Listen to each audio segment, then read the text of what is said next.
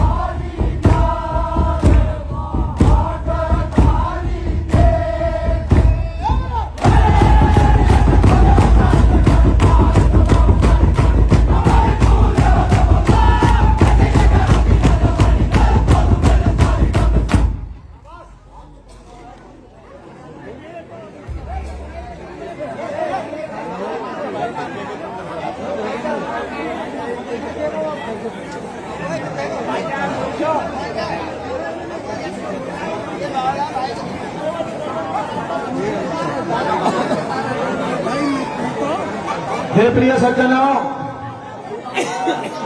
दर्शकगणों की कमी नहीं है, हमारी जोत के ज्यादा भोजन कर रहे हैं। मैं आपसे निवेदन करता हूं, जैसे ही राजा अपनी रानी पद्मावती के महल में पहुंचते हैं और रानी ने जैसे ही अपने प्राणनाथ का मलिन चेहरा देखा, रानी चिंतित होकर के अपने पति से पूछती है, क्या पूछती है? पतिव्रता नारी वो जो बिना कहे अपने पति के मन की बात पहचान जाए। रानी कहती है कि हे प्राणनाथ, आपका चेहरा मलिन क्यों है? राजा मोरध्वज कहते हैं कि हे रानी, आज महलों की डोली पर दो संत एक सिंह को लेकर के आए हैं और उन्होंने हमारे एकलौते 5 वर्ष के रतन कंवर का मुझसे दान मांग लिया है। मैं अकेला पुत्र में नहीं अधिकारी हूं, मैं आपसे पूछने के लिए आया हूं, मैं साधुओं को जवाब दूं तो डरूं क्या? रानी का ने पति का मलिन चेहरा जब देखा, रानी का दिल भी हाहाकार करेगा और इतनी आवाज जब दोनों के बीच में वृतांत चल रहा था, वहां 5 वर्ष का रतन कंवर आता है और अपनी मैया से किस प्रकार से वार्तालाप करता है, भैया चौपाई और कन्हैया के माध्यम से आप सुनिए भैया।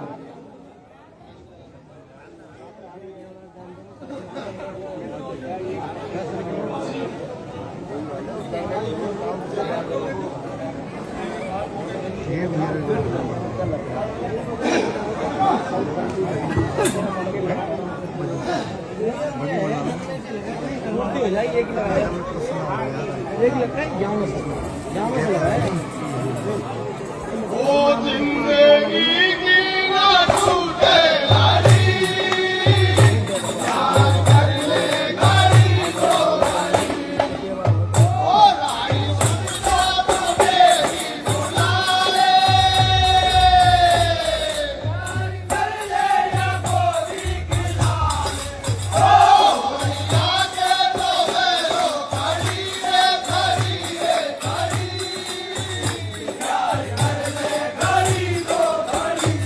और कैसे भैया मेरे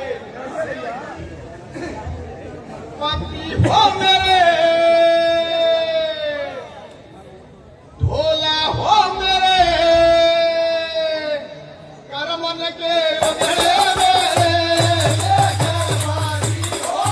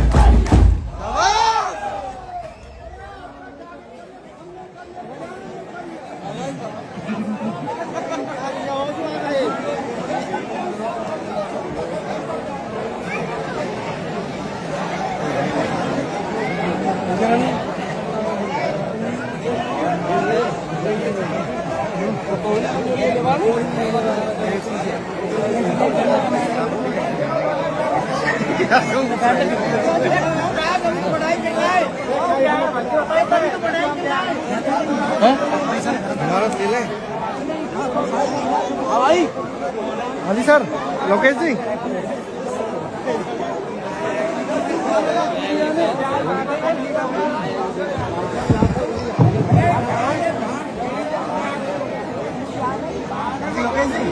सावधान। सज्जनों, आपसे हाथ मेरे को प्रार्थना है, मार्मिक प्रसंग है, ध्यान से सुनेगा। राजा और रानी के का जब दोनों का वार्तालाप महल में चल रहा था, उस महल के वार्तालाप को 5 वर्ष के रतन कंवर सुन लेते हैं। कैसे भैया? रतन कंवर अपनी मैया से पूछता है, मैया आप पापा और पिताश्री के संग क्या बात कर रहे हो? रानी के नेत्रों में आंसू आते हैं और रानी अब 5 वर्ष के रतन कंवर से कहती है कि बेटा, दो साधु और एक सिंह रंग महल की डोली पर आए हैं और वो हमसे आपका दान मांग रहे हैं। तो 5 वर्ष के रतन कंवर कितनी बात सुन करके अपने प्राणनाथ राजा मोरदेश्वर रानी पद्मावती कहती है, कैसे कहते हो भैया मेरे? कहती है कि हे प्राणनाथ, 9 महीना मैंने उदर में रखे, हे स्वामी 9 महीना मैंने से मेरे बेटे को पेट में रखा है। आला में सोई, मैंने सूखा में सुलाया रे। मैं आला में सोई, इसको सूखा में सुलाया तो किस प्रकार से मैं इस 5 वर्ष के रतन कंवर को अपने हाथों से आरा चला सकती हूँ, ये प्राणनाथ मुझे बताइए। तो रानी का इतना मन जब 5 वर्ष के रतन कंवर ने सुना, तो रतन कंवर दर्शक गणों क्या निवेदन करता है अपने मैया से, ये मैया जिंदगी की ना टूटे लड़ी, प्यार कर ले घड़ी दो घड़ी। ये मैया तेरा और मेरा नाता आज तक का है। कितनी बार मैं आपका बेटा बन गया, कितनी बार आप मेरी मैया बन गई।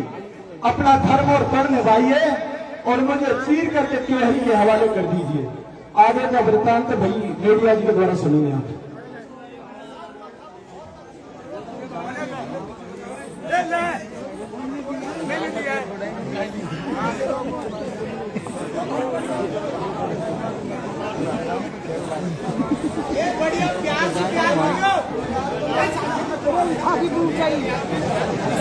हाँ लगा लो।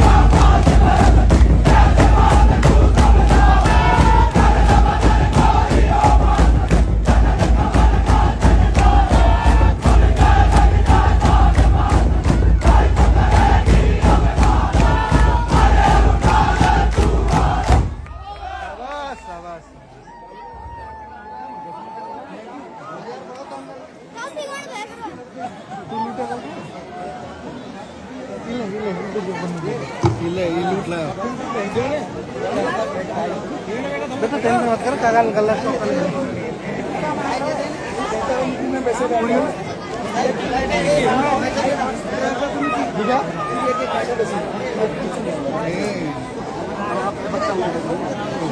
हे प्रिय सज्जनों, आपसे पुनः निवेदन है, राजा मोरध्वज अपनी धर्मपति रानी पद्मावती 5 वर्ष के रतन कुंवर को गोदी में लेकर के संतों के पास पहुंचती है, और जब उसकी आवाज पूरी मोरा नगरी में पहुंचती है, वहां पर असंख्य संख्या में भीड़ इकट्ठी होती है। नाना प्रकार से रानी पद्मावती को समझाया, लेकिन रानी पद्मावती अपने धर्म से विचलित नहीं हुई। उन्होंने रतन कंवर को हाथों में लेकर के, वेद कहते हैं कि उस समय कोई करौंत नहीं थी, लेकिन लेख इस बात को बताता है कि नीम के पत्ते लेकर के एक नीम के पत्ते की करौंत बनाते हैं, और रानी रतन कंवर को लिटा करके नीम के पत्ते को रख करके तेज गति से वो करौंत बनती है। एक तरफ रानी पद्मावती लगती है और एक तरफ राजा मोरध्वज लगता है, और रानी नेत्रों में नीर भर के उस दीन बंधु दीनानाथ से निवेदन करती है कि हे मधुसूदन, आप आइए, मैं मेरे एकलौते रतन कंवर पर आरा चला रही हूं। हे गोविंदा, आप आइए और मुझे शक्ति प्रदान करें। आगे की कथा क्या मोड़ लेती है मीडिया जी बताएंगे। तो कैसे खड़े संतन से भैया मेरे राम ने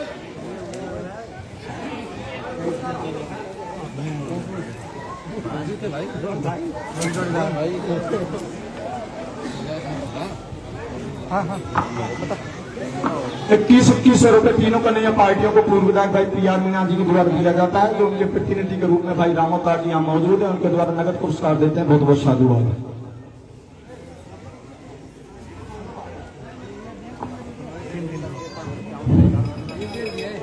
तेरे साधु बाबा हमें साधु बाबा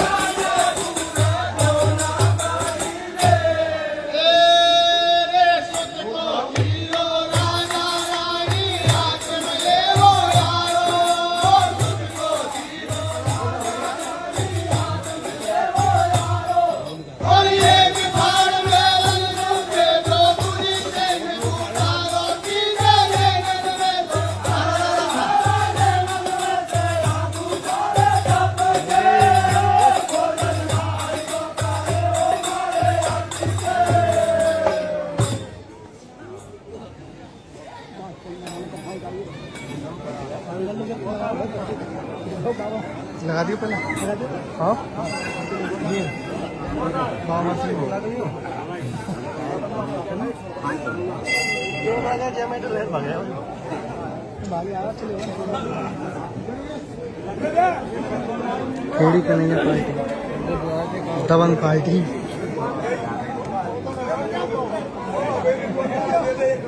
थोड़ी थोड़ा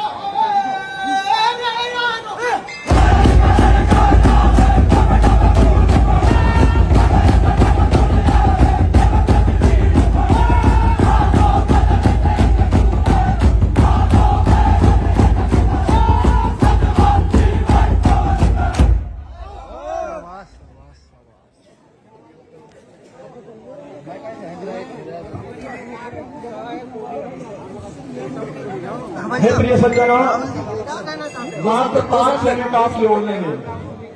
इसके बाद में अगला नंबर मशहूर गायक कलाकार है करीरी के गायक के बीच में आएंगे। जैसे ही कमर की दो ठार करते हैं, संत भगवान ने एक नई सरकार प्रकट कर दी। और क्या प्रकट की? यह रानी, इस आदि फाड़ को तो हमारे केहरी को खिला दीजिए और आदि फाड़ को रंग महल के ऊपर छत पर रख दीजिए। रानी पूछती है कि भगवान ऐसा क्यों? बोले हमारे सिंह को केवल इतना सा ही आहार चाहिए कि आपकी आदि रतन कंवर की फाड़ से उसका पेट भर जाएगा। रानी कठोर हृदय करके आदि फाड़ को केहरी को खिला देती है और आदि फाड़ को रंग महलों की छत पर रख देती है। वहां पर मक्खियां भिन भिनाती हैं आदि घास पर और रानी अपने पल्लू से उस मक्खियों को हटाती है। और क्या सोचती है भैया? आगे बढ़िया जी, आप बताओ। ये 500 रुपए तीनों ही कन्हैया पार्टियों को ले भाई Ramchandra ji Meena LIC branch manager है, पुत्र श्री स्वर्गीय सरवणलाल जी भटपट्टी वाले, उनके द्वारा 500 रुपए नजर दिए जाते हैं। बहुत बहुत धन्यवाद।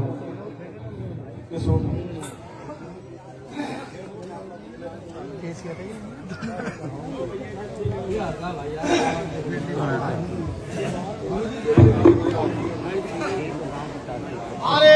ओ रानी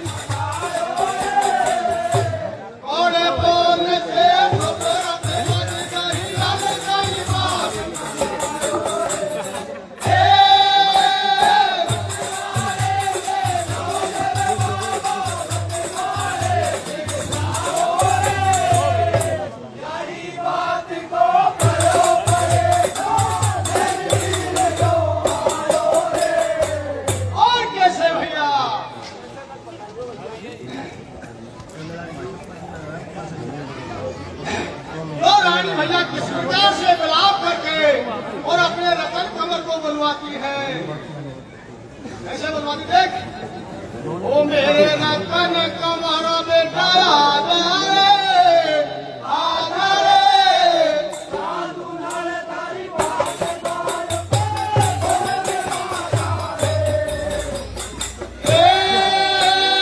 सतिया खिलने महाभावनी को देखा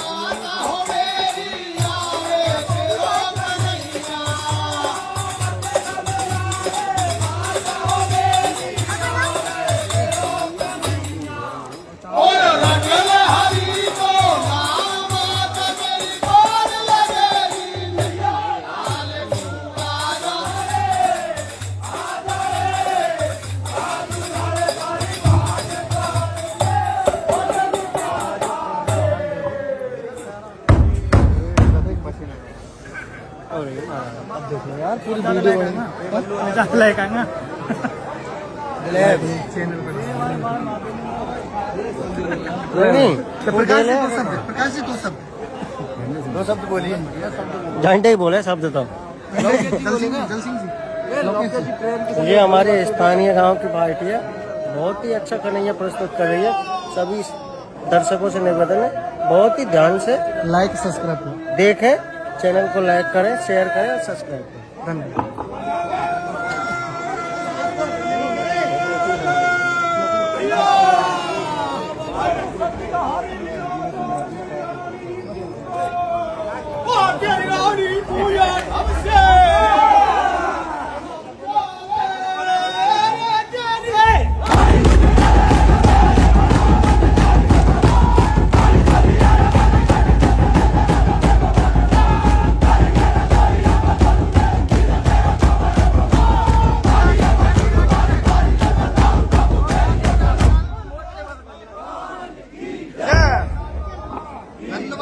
धन्यवाद। वो इधर देखो केड़ी तोड़ा भी दो सब गंगापुर सिटी ये खेड़ी ग्राम की पार्टी है और स्थानीय ग्रामीण में एक दंगल है।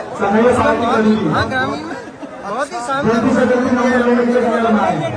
मेरी ट्रेन लेट हो गई थी 24 घंटे, कल का दंगल नहीं देख पाया, लेकिन आज का दंगल उसका मुझे बहुत खेद है, उसकी पूरी याद हो गई है, लेकिन आज ये दंगल देख। धन्यवाद। ओके।